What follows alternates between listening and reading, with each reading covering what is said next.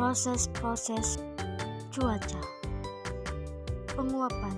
Proses penguapan adalah proses perubahan fase cair menjadi fase gas. Tahapan penguapan yang pertama, evaporasi atau penguapan permukaan. Air menguap dari permukaan. Kedua, transpirasi, penguapan melalui tanaman. Air menguap melalui tanaman. Evapotranspirasi, penguapan dari tanaman dan permukaan, yaitu kombinasi evaporasi dan transpirasi. Faktor yang mempengaruhi penguapan. Pertama, suhu. Kedua, tekanan. Ketiga, kelembapan. Keempat, luas permukaan dan aliran udara. Jenis penguapan ada dua, yaitu penguapan langsung, yaitu air menguap langsung menjadi gas. Yang kedua, penguapan tidak langsung. Air menguap melalui proses perantara, misalnya melalui tanaman. Contoh penguapan: air laut menguap menjadi awan. Tanaman menguapkan air melalui transpirasi. Air di permukaan tanah menguap. Kondensasi. Proses kondensasi adalah perubahan fase gas menjadi fase cair atau padat. Faktor yang mempengaruhi: suhu, tekanan, kelembapan, dan luas permukaan. Tahapan kondensasi. Yang pertama, nukleasi, pembentukan kondensasi. Yang kedua, kondensasi homogen, kondensasi terjadi secara merata. Yang ketiga, kondensasi heterogen, kondensasi terjadi pada permukaan. Contoh kondensasi: embun pagi, awan, kondensasi pada kaca, pembentukan salju. Presipitasi adalah proses perubahan fase cair menjadi fase padat atau cair melalui proses kondensasi dan pengendapan. Faktor yang mempengaruhi yaitu suhu, tekanan, kelembapan, luas permukaan. Proses presipitasi, kondensasi, nukleasi, pengendapan, dan pembentukan persipitasi. Contoh presipitasi: pembentukan salju, pembentukan hujan, pembentukan kabut, pembentukan es, dan presipitasi kimia dalam laboratorium.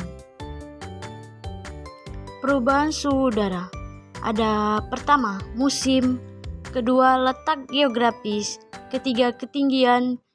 Keempat, perubahan iklim. Dan kelima, siklus alami. Alat pengukuran suhu. Termometer. Alat ini digunakan untuk mengukur suhu udara. Termometer dapat berupa alkohol, merkuri, atau digital. Suhu yang diukur dapat membantu dalam menentukan kondisi cuaca seperti panas atau dingin. Barometer. Barometer mengukur tekanan atmosfer. Ada dua jenis utama, barometer merkuri dan barometer aneroid. Perubahan tekanan dapat menunjukkan perubahan cuaca. Tekanan tinggi biasanya berarti cuaca cerah, sedangkan tekanan rendah dapat menunjukkan cuaca buruk.